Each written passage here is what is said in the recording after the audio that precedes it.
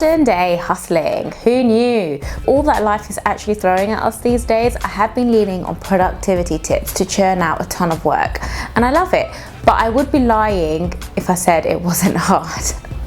Maintaining consistency is so important, and so in this video we'll cover 3 habits that if you manage well will make you a productivity Wonder Woman or man. So let's talk for a moment before I dig deep into it. As you know, I have 2 toddlers now.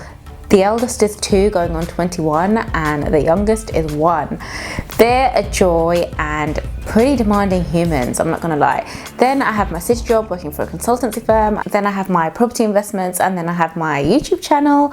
It's a lot of work and it is pretty relentless, but the point is it is possible and I'm doing it and I'm enjoying it. And to do it all well, I need to be a productivity ninja. Ninja is a great word, by the way. It's representing a highly trained warrior. Like any skill, you can improve it with training and practice. As who remembers the Karate Kid from back in the day? I remember when video shops used to be a thing, and as I was a kid I had to walk over to the video shop and ask the uncle at the video shop. Why was everybody an uncle as well, honestly? Is it just me? Is it just Asian culture? I don't know. Everyone was an uncle, and the uncle at the video shop would always give me extra videos to take home with my Karate Kid movie. It was amazing, actually.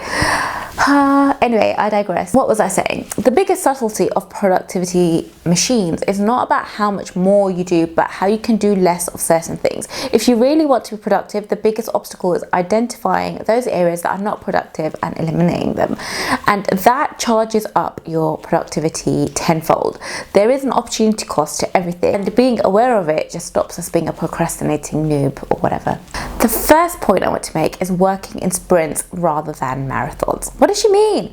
One of the biggest issues with people trying to be productive is trying to work like it's a marathon. The best example of this is in my GCSE days or PhD days, those study years where we need to complete coursework or thesis. Now, it's been a while since I've been in that part of my life, but I do remember it like it was yesterday. Like when I was writing my PhD thesis, I had 3 years to be making small contributions to the entire thesis. What did I end up doing? I was making changes to my thesis in the back of the car while being driven to the printers. Now, if that's not a last minute queen, I don't know. The problem here is that marathon approach to getting tasks done. A few things can happen here. You give up, you sit down with good intentions but become overwhelmed by the task at hand and the amount of stuff that needs to get done. You procrastinate. Instead of giving up, we waste time. Jump on a few calls, clear some emails, read some news, thinking it's research. You procrastinate so much it eats into your time and you end up churning out something rubbish or give up. Then when you have a huge pile of work, it's easy to get lost. The mind wanders and you end up down a rabbit hole. We lose focus, we lose priorities, and again end up procrastinating. And an example that I can think of is when I'm thinking about my YouTube videos, where I spend about 30 to 60 minutes a day just thinking about what I'm going to talk about with a nice cup of peppermint tea. That way I'm always adding to the top of my creativity funnel for filming topics and get the added benefit of winding down to a relaxing activity. But if we are not working in a marathon, how does a sprint work? This is where you carve up your working time into 45 or 60-minute sprints. So a 6-hour session is split into a minimum of 6 work bursts. Working in sprints has a few benefits. For example, you have doable chunks. I find breaking out tasks makes them much easier to focus on. There is an end goal and you work towards it. It improves stamina, purpose, motivation, energy.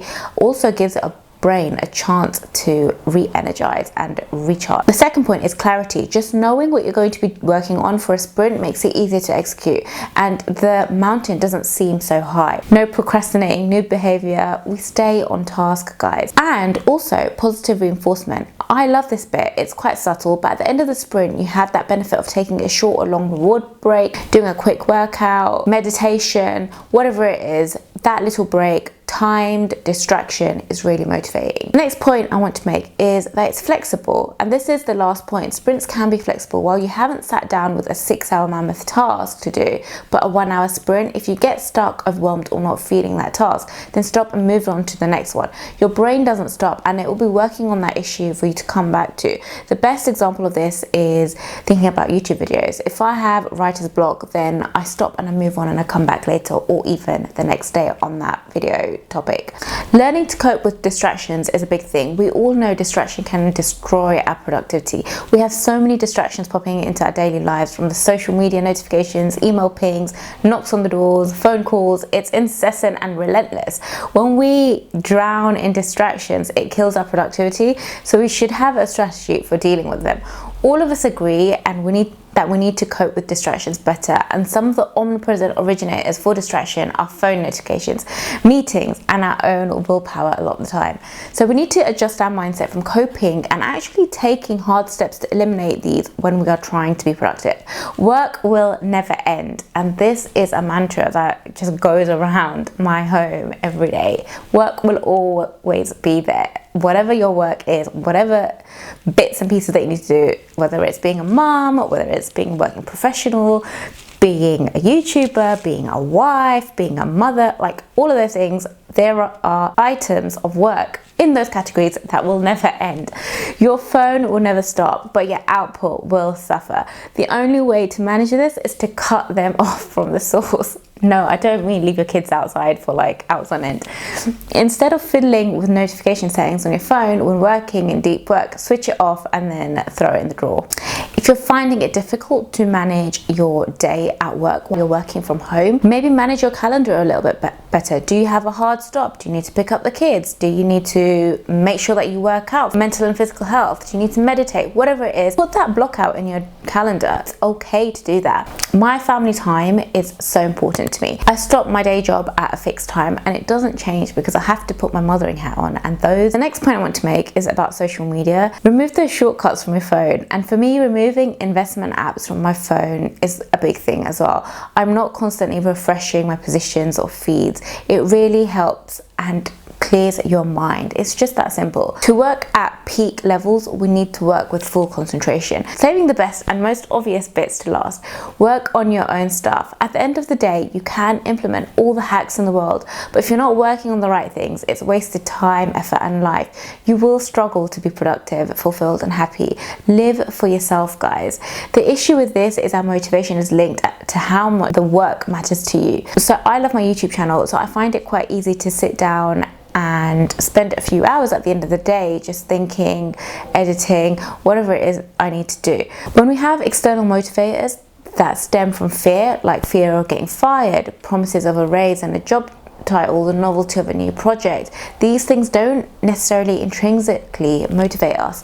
We're not passionate about them, but they do trigger us. It's only when we work on things that truly matter that we can be fully engaged and achieve our potential. And that's a pretty hard pill to swallow because it means facing a few hard truths. You might need to switch roles at the company you work for. You might need to reassess your career. You may need to rethink hard about who your colleagues are and collaborators are at work if you have that level of freedom. You won't really achieve your potential by doing other people's work. You have to find the courage to work on the thing that matters to you. Now, I have a really good video, even if I say so myself, guys, on President Eisenhower and his matrix, his productivity